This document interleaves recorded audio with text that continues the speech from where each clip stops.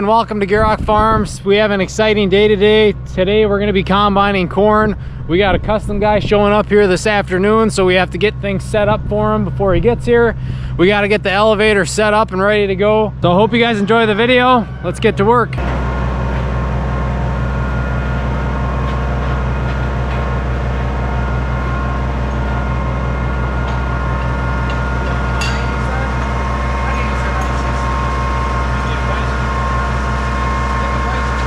Dad's still got the picker on just in case something happens where the combine breaks down or we can't get it off for some reason. Okay, so we got it out of the shed. Now we got to grab this different spout for shooting it into the granary that we got to put on the end of the elevator. Right now we have the spout on the end that's designed to go into the top of a grain bin or corn cribs like ours. So this is that trout I'm talking about. He'll kind of park it here in the waterway next to me so that it's low to the ground so that we don't need to grab a ladder or something. We can just reach it from the ground.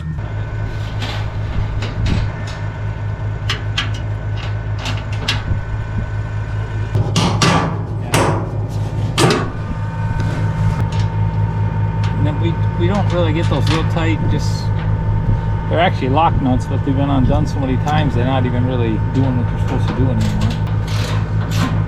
Oh, and then we might have to, I guess we have to take this off. How are we going to fix this hole?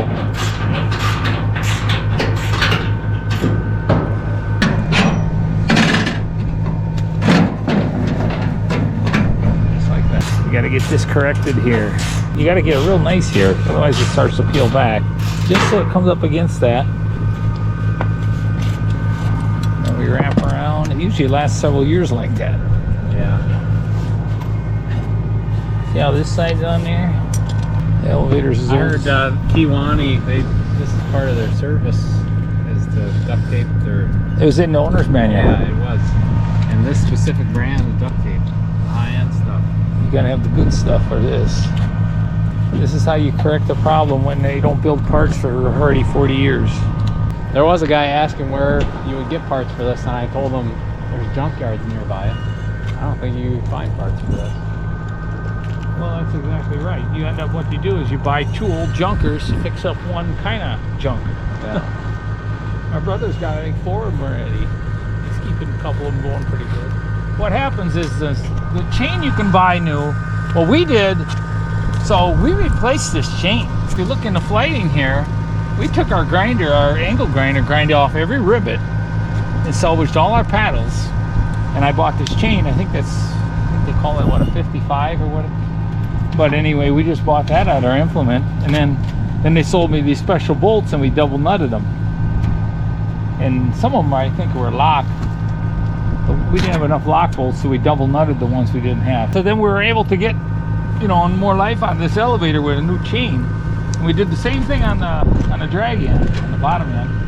And then these rollers that are in here, these cast rollers, those are where the issue is. There's a small bearing in there, an inch bearing, which somebody's told me this years ago already. They said the thing is, this was high quality duct tape.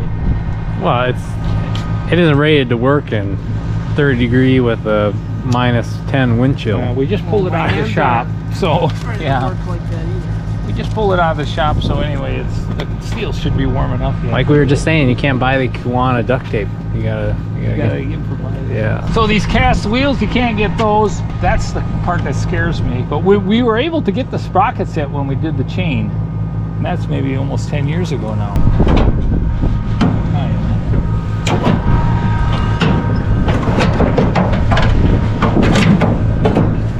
One guy's got to put it together here. This has got to go on the inside of this.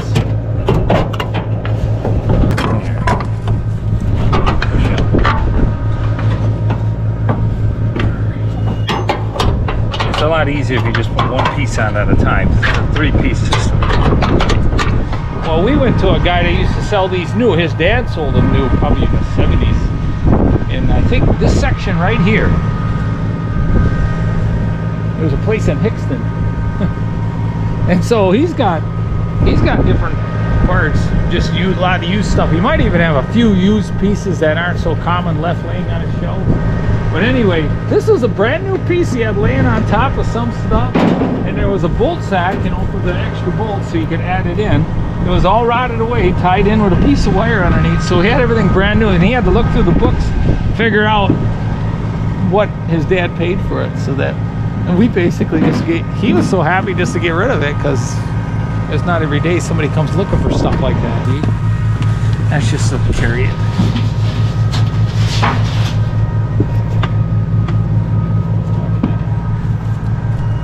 Yeah, so you heard them. Parts are hard to find.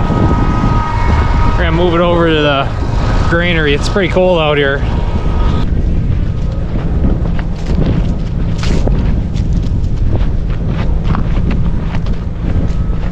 It is cold. Mariska likes it though, right, Mariska? You like the cold?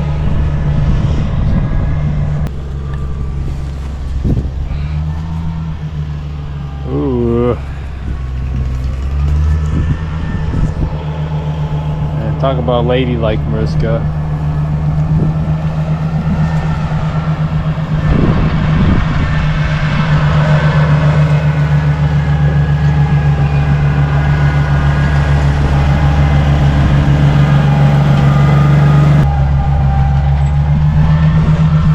Okay, I'm gonna go open the window up top while I get things lined up down here.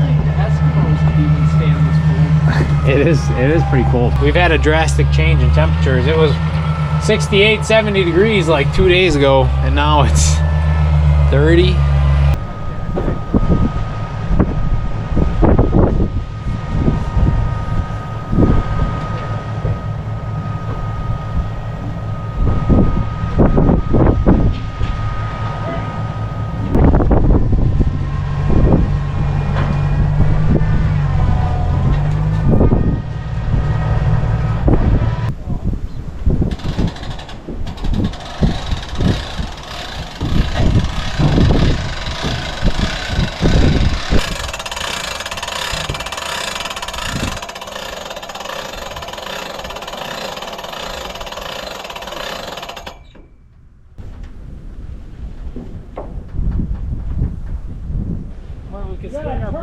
Just hold it. Down towards the waterway. There, somewhere there. Should we crank it down? Please. Well, let's go on this plank first. Well, Mason's getting a handyman's jack and some blocks. We're gonna get this aeration tube laid out.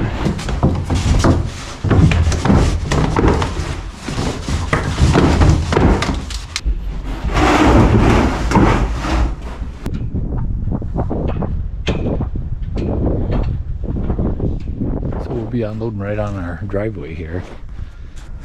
Oh, and then we have to, a PTO tractor, we're gonna have to move a little bit of electric fence here, I think. There's always something, just happens to be right where everything's lined up.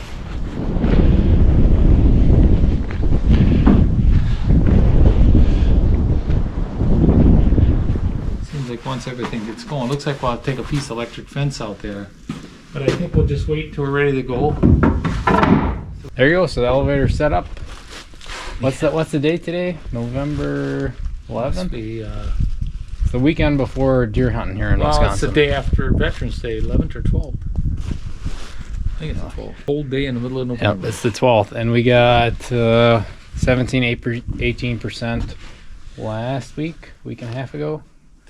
Yeah, about 10 days ago. I kind of see everybody in the valley now is combining. It's time to go. Because next thing you know, they'll be talking big snow, and then there's just not enough time to get your guy that you need and get it done. But if you guys are wondering, it's the 12th today, and it's probably under 17%, I'd say. Well, and that, even 18 ain't bad, as cold as it is out here. So if we harvest it cold, put it in the granary cold. But you'll probably have it fed out. And then we'll start feeding, you know, within a week or so, we'll mix some with our cob corn. So then what happens is the green's always moving, yeah. And then by, oh goodness sakes, March or early April at the latest, it's all gone. Yeah, so you wouldn't have to worry about eating and spoiling anyways. But if we'd have put it in 2 weeks ago, we had those 70-degree days in there. I don't know. That's yeah, it was probably better that we held off, because when it was 70 degrees a couple days ago, it was a little more humidity and wet and all that.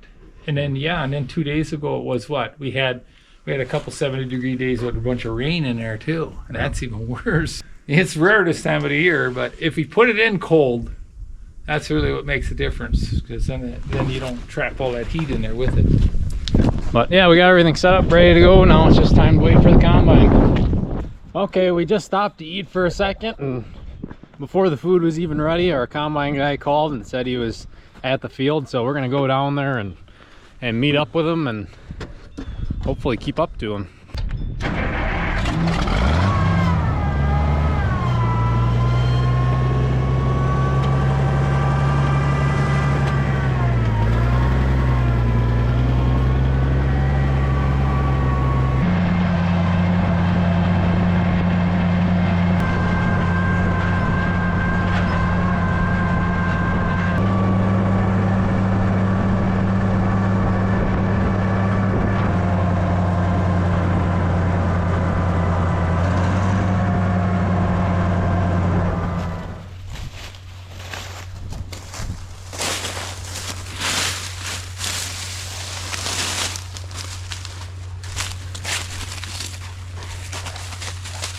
Looks like the combine's cleaning half decent, judging by the cobs I'm seeing.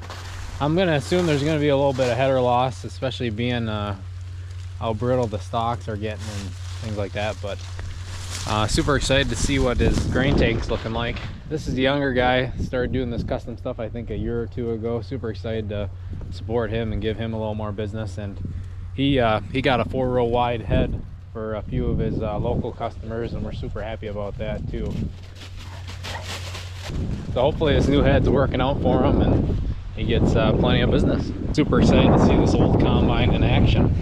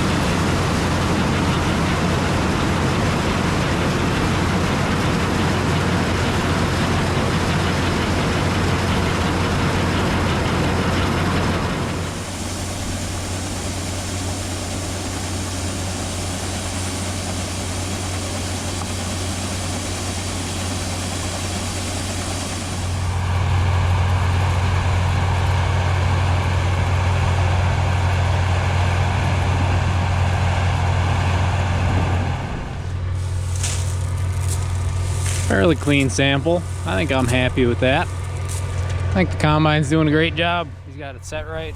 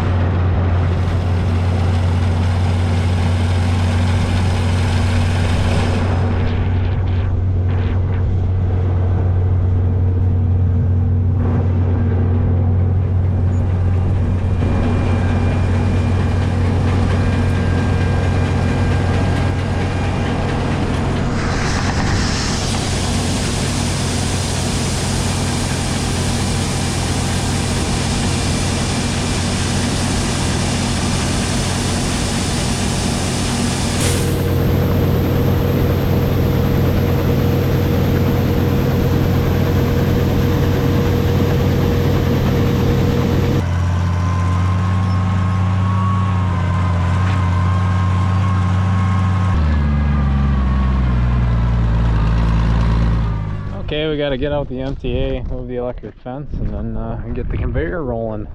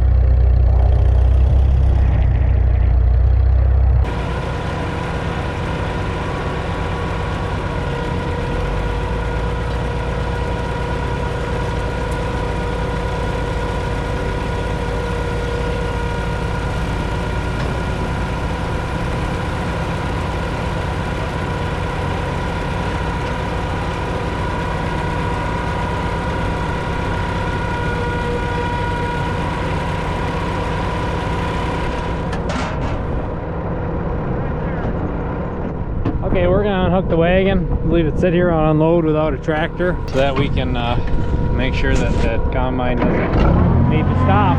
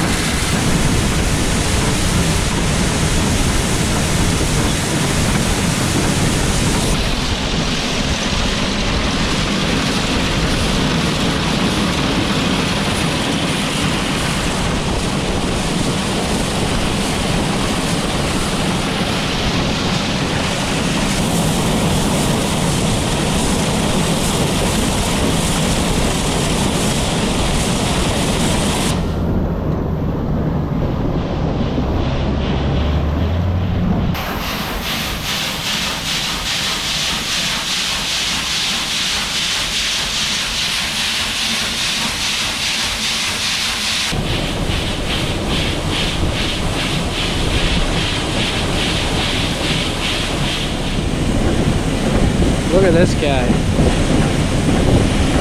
Why is it every time we pull the camera out, the Oliver has something wrong with it? This time it's pretty simple. Yeah, that's fine. I know what's wrong with it. Ain't got no gas in it. I'll grab a can quick.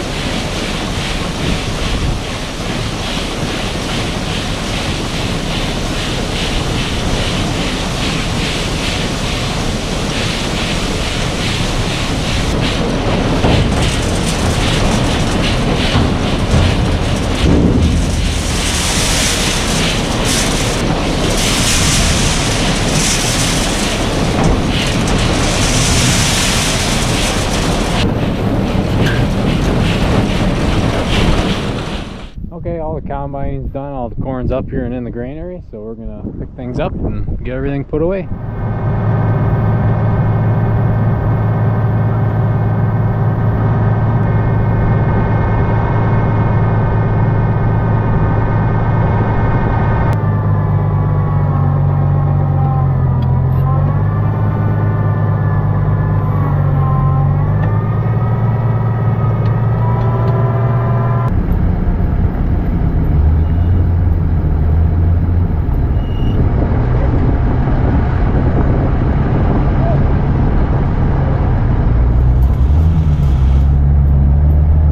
That is going to be it for combining. We got everything put away and taken care of, and it went really well. I'm satisfied with what we got accomplished and how it went. So thank you all for sticking around to the end.